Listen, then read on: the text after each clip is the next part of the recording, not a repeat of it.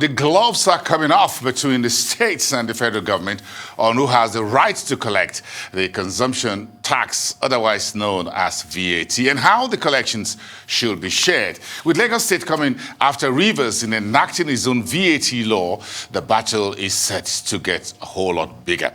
In the meantime, aside the second quarter GDP reading of 5.01%, the quarterly data on diaspora remittances and trade deficit quite disappointing.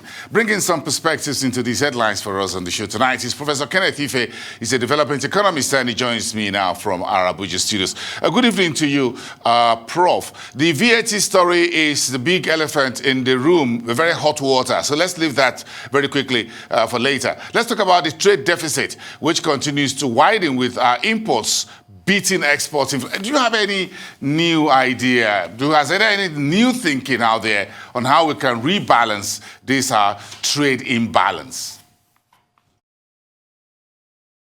Well, I think it was worse last year, as you know, moving from minus $33 billion to converging now, coming in single digit. It couldn't get worse than what it was last year. Everybody knows that. Not only that the COVID affected the exports, it also even affected the internal capacity to produce. So we know that it couldn't be worse than that. But things are looking up. If you look at the balance of payment, there's a better performance there than what we have on trade. But don't forget that part of this trade thing is just what this importation of petrol is doing to us. Just can't go away, and figures keep. One moment it was 30 million liters, now it's 90-something million liters. So, and it hits us on two occasions. We are paying out to export it, we are paying for it to be processed, and we are paying for it to be reported. All of them are paid in dollars. So it's a major component of this.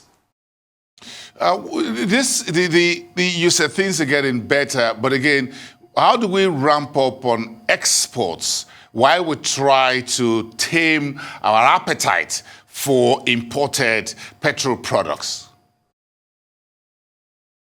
Well, the action has to be two ways. You have to be demand management, forex demand management, and also boosting the export. The exports of solid minerals, the CBN has gone into that, waded in, looking to buy up some gold and some other minerals. So there are significant investment. If you look at the investment plan of the FMITI, they are coming heavy on manufacturing capacity. And if you look at quantitative intervention, fiscal monetary policy intervention, it was a lot of money. 1 trillion was laid out there for for manufacturers. And you know that the bulk of our forex is actually going to provide raw materials for this industry. So fundamentally, the challenge we have is that over 80% of our manufacturing capacity is built on imported raw materials and imported parts. So that's a very big structural deformity. But then we know that the current move is in backward integration and move to get more engagement on our 34 free trade zones and new special economic zones. And then also the linkages between the likes of our anchor borrowers program to export anchors and then having more expression of manufacturing capacity on the entire value chains. These are all going to just do one thing, that is improve export. NEPC is coming down heavy with the resources they have on 22 exportable items. And we have to do more, without a doubt. But the situation is reversing a little bit. Look at what rice was 2 years ago, and look at what the situation is now. And many more products are going to come on stream. Okay, let's throw in the diaspora remittances, which fell sharply, about 24% in the first quarter of the year. How concerning should this be for the authorities? Well, that's very significant, actually, because if you remember this time last year, there was a heavy drop from over $5 billion a quarter to 3.3 billion dollars a quarter. And then that triggered a massive response from CBN when it was asking the IMTOs to pay the money direct into the accounts, or domiciliary accounts of the senders. And then when they didn't, they pounced on them, closed their Naira account, and then also incentivized them to now have 4 or 5 Naira for each dollar. So I think that we need to do more in galvanizing the diaspora remittance. For example, when the diaspora bond was done, I was in the House of Assembly to hear the diaspora. A lot of the people from the diaspora were complaining that they didn't even have a look in when this bond was being raised. So if it is possible to raise $5 to $10 billion, targeting those remittances so that you can get more of their money into the system, and then of course you could see that some of them have gone invincible. Some of the remittances have gone invincible. So you're not tracking some of them. The remittances are taking place, but you're not tracking some of them. And the situation has improved. Why I'm surprised is that the economy has returned much more normal in many of the foreign countries. So there is more reason for them to send more money. And they are not tracking them. I think there's something to do with the level of tracking of these remittances.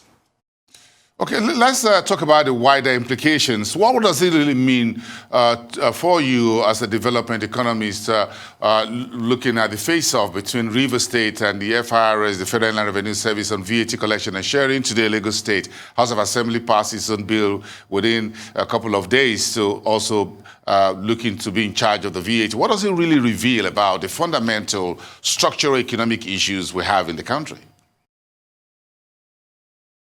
Is going to work against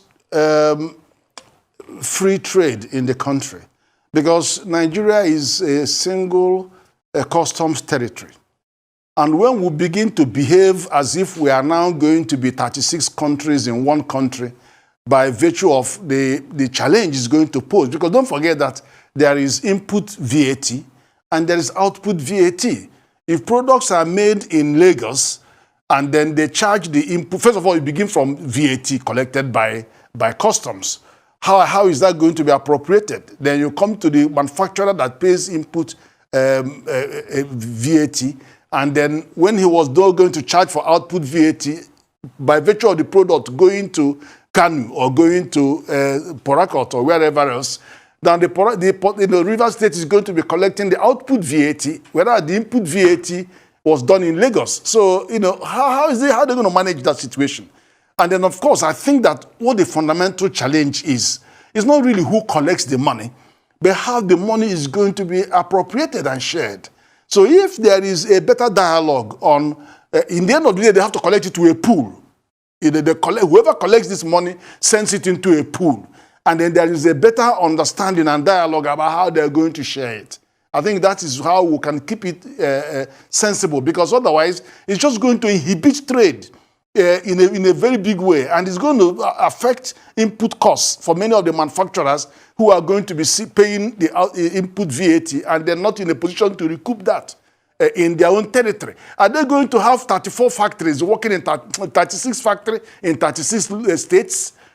So that the goods leaving from Lagos seaport and then coming from Lagos to their branch will be charged V.A.T. and then they will, it's just going to be very clumsy and very messy. But the issue is this: people just want to have a better share of what they contribute. That's fine, but we have to contribute to a single point. This is the same thing as customs union.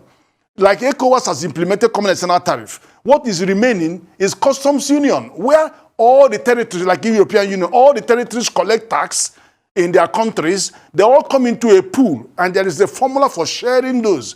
And that formula recognizes the size of the various economies that input. So, that's how it works.